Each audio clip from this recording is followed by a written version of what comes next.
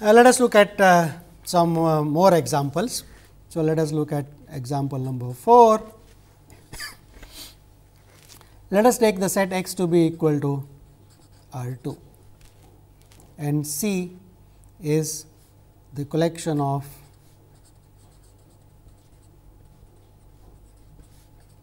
all rectangles in R 2. So, let us just look at the picture and try to understand. So, here is R 2.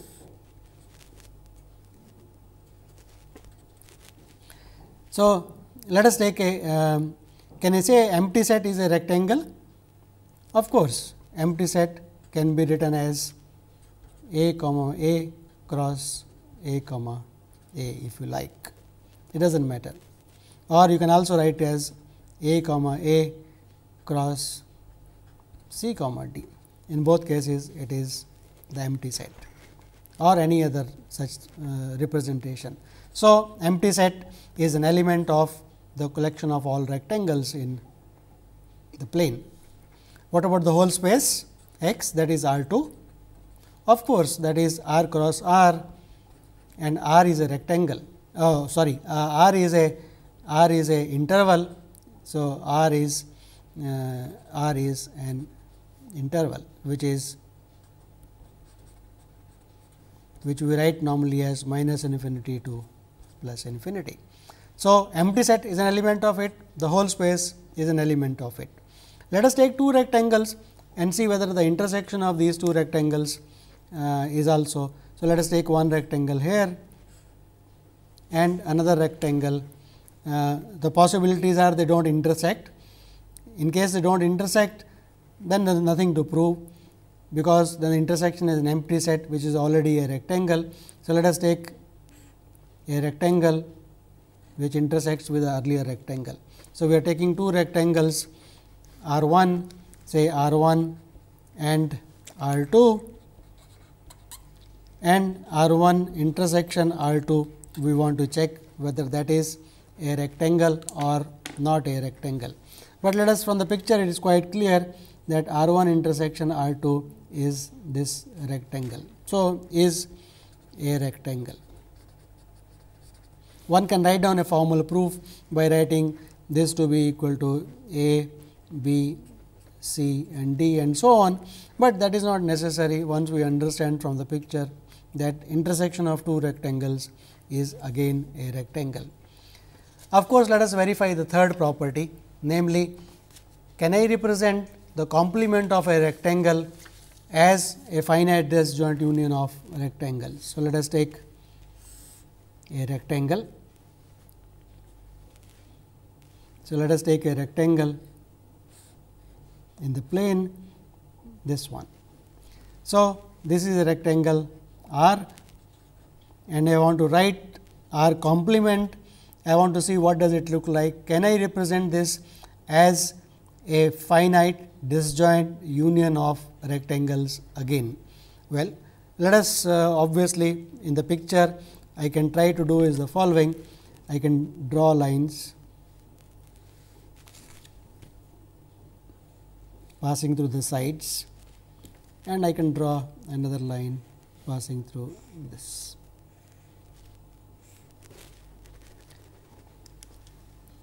Then it is quite clear this complement of R. So, this was the set rectangle R, and its complement is nothing but a rectangle R 1, a rectangle R 2, a rectangle R 3, a rectangle R 4, rectangle R 5, R 6, R 7 and R 8. And of course, these rectangles R 1, R 2, R 3, R 4, R 5, R 6, R 7 and R 8. So, this is R 5, this is, and this part is, there are many ways of. So, I am looking at this whole infinite, I can look at this whole infinite, this side and this corner as a rectangle and this part as a rectangle. So, I can write it as union of R I equal to 1 to 8, where R I intersection R j is empty, right. So, it is a matter of writing down the details, that depending on in R whether which part of the boundary is included or excluded. Accordingly, I can make this rectangles R i's to be disjoint. So, this is true that the complement of a rectangle in the plane is also a rectangle. So, that means what? That says that the collection of C of all rectangles in R 2 is also a semi algebra, is also a semi algebra of subsets of X. So, we are given a lot of examples of objects which are semi algebras of subsets of X. Now, let us go to a next stage of understanding, extending this concept of semi algebra to what is called an algebra of subsets of a set X. So, let X be a non-empty set and a collection F of subsets of X with the following properties. 1. Like semi algebra, the empty set belongs to it, the whole space belongs to it, and of course, there is another property which so let us write better let us write this. So, X is a non-empty set,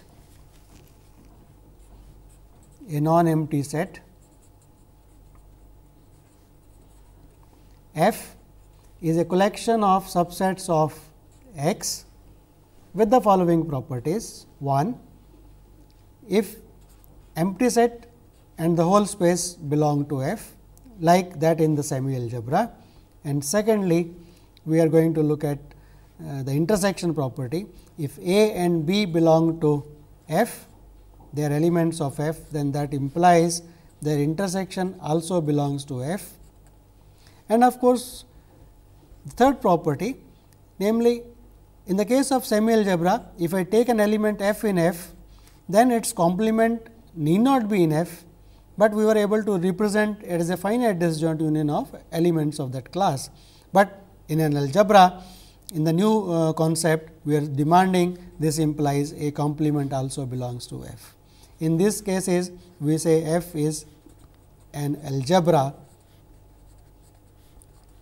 of subsets of X. So, this is called an algebra of subsets of X. So, let us so how does the algebra differ from a semi algebra? This property, that is all true for algebra as well as semi algebra. This property true for algebra as well as semi algebra. This property may not be true for a semi algebra, namely in that case you recall we said a complement is a finite disjoint union of elements of F, and here we are saying a complement itself is an element of F. So, let us look at some examples of this again to understand. So, first observation, of course, every algebra is also a semi algebra, right, because the third property that we looked at, namely in a semi algebra one would like to have a complement to be a disjoint union of elements of F, and in algebra it is itself in F. So, it is much stronger. So, every algebra is also a semi algebra. Let us note, when X was equal to R and the C is equal to class of all intervals, we showed that C is a semi algebra. That question, is C an algebra? Obviously, the answer is no. For example, I can take an interval, any non-degenerate or any interval, say A to B. Let us take this interval A to B, that is my I. So, I belongs to C, but I complement is not an interval, because I complement is nothing but minus infinity to A union B to plus infinity. So, when I belongs to C, I is an interval, its complement need not be an interval in general. So, that implies that this collection C is not an algebra. So, let me emphasize again property here. One says every algebra is also a semi algebra, and this says every semi algebra need not be an algebra, means there are examples of collection of subsets of sets. For example, in the real line, the collection C of all intervals is a semi algebra, but it is not an algebra. So, a collection of subsets is an algebra is a much stronger property, is a concept than that of a semi algebra. Let us look at some more examples.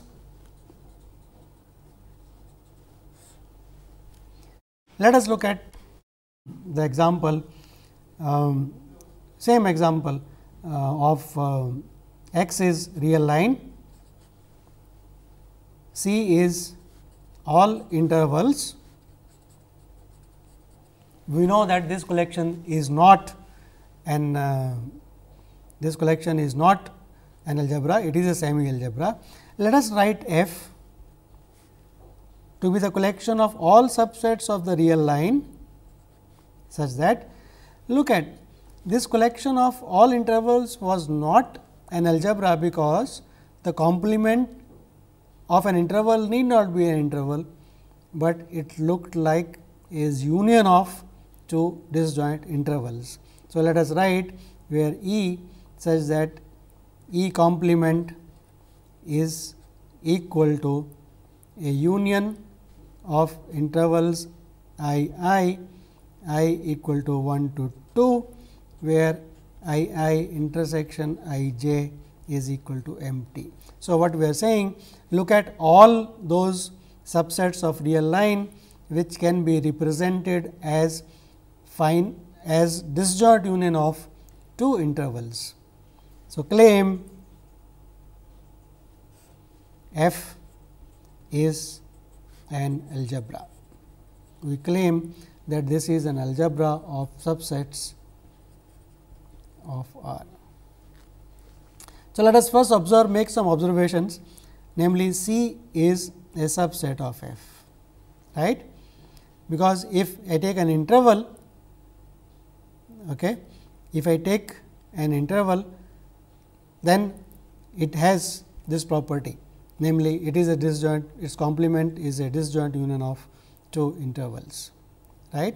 So, C is part of subsets of X. So, this as a consequence implies empty set and the whole space belong to F, right. Okay. Let us look at the second property. Let us look at two elements. So, let us call E 1 and E 2 belong to R. E 1 and E 2 are elements of C. We want to check whether E 1 intersection E 2 belong to C or not. So, what is E 1? Because E 1 belongs to C implies E 1 complement can be written as a disjoint union. So, this square bracket normally indicates that I am writing something as a disjoint union. So, I 1 1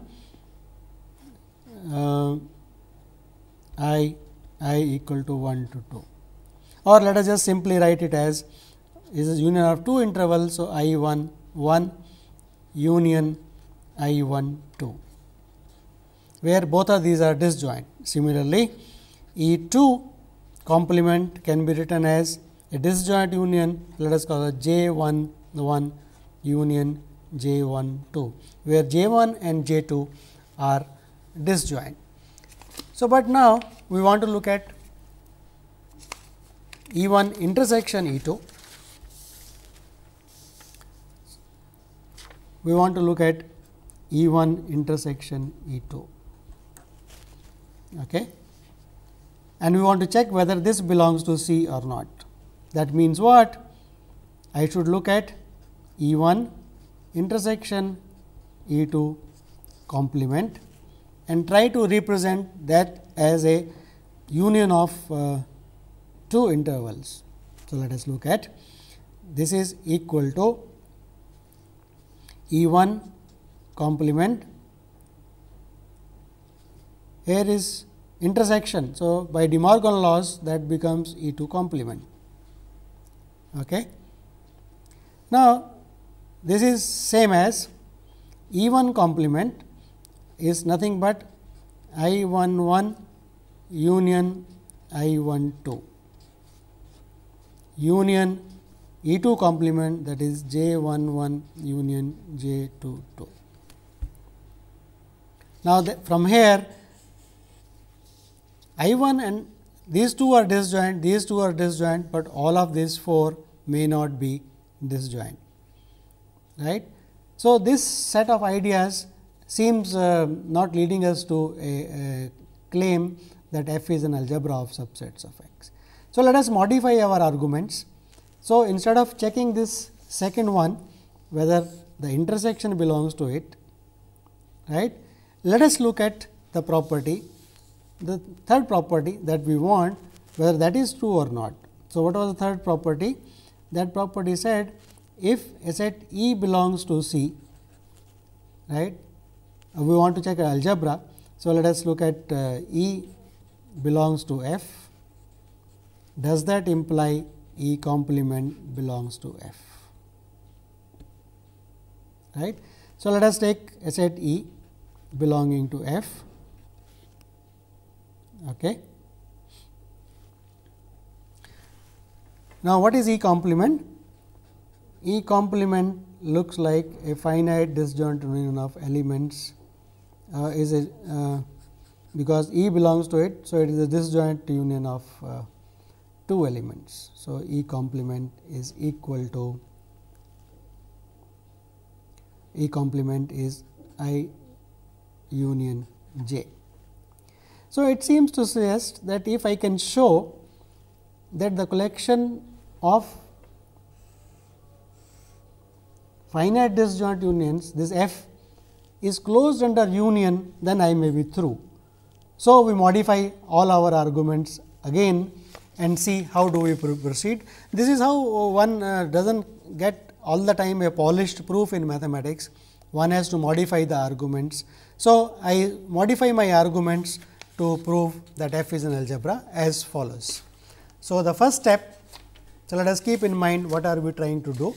So, here is the collection F of subsets of X, subsets of the real line, which are union of two of them, but that seems to complicate the issue. So, instead of this, let us modify this definition of F itself and let us look at the modified version of this example. X is real line. Let us look at F, the collection of all those subsets E of R such that instead of seeing E complement is a union of two disjoint intervals, let me just write E complement is equal to a finite disjoint union of intervals I j, j equal to 1 to n, where I j's are intervals and they are pairwise disjoint. So, that is already indicated by writing this square bracket. So, now let us observe, keeping in mind our previous arguments, that C, the collection of all intervals is a part of F. So, that implies that empty set and the whole space are members of F. Second, now, if E and F belong to this collection, then what is E? E is a disjoint union of intervals. So, let us write E 1 union E 2. I can write this as E 1 is a disjoint union. So, let us write E 1 as union of I j, j equal to 1 to n, union of disjoint union of some I j k, k equal to 1 to m. Now, these collection of sets intervals are disjoint, this collection of intervals are disjoint, but all of them may not be disjoint, but that does not matter much. I can write this as union over j equal to 1 to n, union over k equal to 1 to m of I j intersection j k. So, what I am doing is I am intersecting. So, the basic property is if two intervals are not disjoint, then I can write them as a union of disjoint pieces. So, this collection of intervals is a union of intervals which may be overlapping, but I can intersect one with another and write this as a disjoint union. Now, these pairs of intervals will be disjoint. So, that implies this. So, this will imply that if E and F belong to F, then that implies E union F also belongs to F. So, this collection of finite disjoint union of intervals is closed under unions, and let us write finally that if E belongs to F, then that implies by definition E complement is a disjoint union of intervals, and each I j is an interval. So, it belongs to F, and just now we proved it is closed under unions. So, this implies this also belongs to F. So, the collection of sets of the real line which are finite disjoint union of intervals have the property C is a subset of it. If E and F belong to it, then it is closed under unions and also closed under complements. Now, it is a simple matter for us to check that these two properties, whenever a collection of sets is closed under unions, E F belonging to F, we showed implies E union F belongs to it, and also E belonging to F implies E complement belongs to F.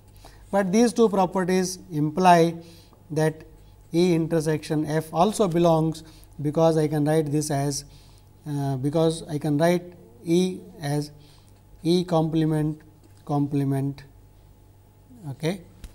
union, because what is the complement, if you like, this intersection of E F complement complement, and that I can write as E complement union F complement complement. Simply just saying that because this is De Morgan's laws, this will give you E complement complement intersection. Now, E belongs to F. So, this belongs to F, this belongs to F, this union belongs to F, and complement belongs to F. So, this belongs to F. So, basically in an algebra, if F is an algebra, then saying that it is closed under unions and complements is equivalent to saying it is closed under intersections and complements.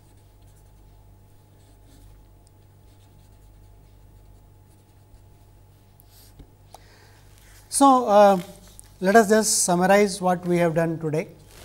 We started by looking at our course measure and integration, and I said the underlying set of real numbers need to be extended to a larger class, namely the set of extended real numbers, and there we defined the notion of order, addition and multiplication, and analyzed how does sequences, series, supremums of sets behave there. Then we started at looking at collection of subsets of a set X with some properties. We started at the first thing was we looked at what is called a semi algebra of subsets of X, namely it is a collection of objects subsets of the set X with the property empty set and the whole space belong to it. It is closed under intersection and the complement of any set in this collection is representable as finite disjoint union of elements of that collection again. And a typical example was that of all intervals in the real line. Then we looked at a slightly stronger concept, namely the algebra, an algebra of subsets of a set X, which we defined as the collection with the properties empty set and the whole space belong to it. It is closed under intersections and also closed under complements. And then we made a remark, every algebra is a semi algebra. The collection of intervals in the real line form a semi algebra, but they do not form an algebra. And we showed how to construct an algebra out of these intervals, namely we looked at the collection of all finite disjoint unions of these intervals, and that collection we proved it is an algebra of subsets of it. So, we will continue analyzing such collections of objects in our next lecture. Thank you.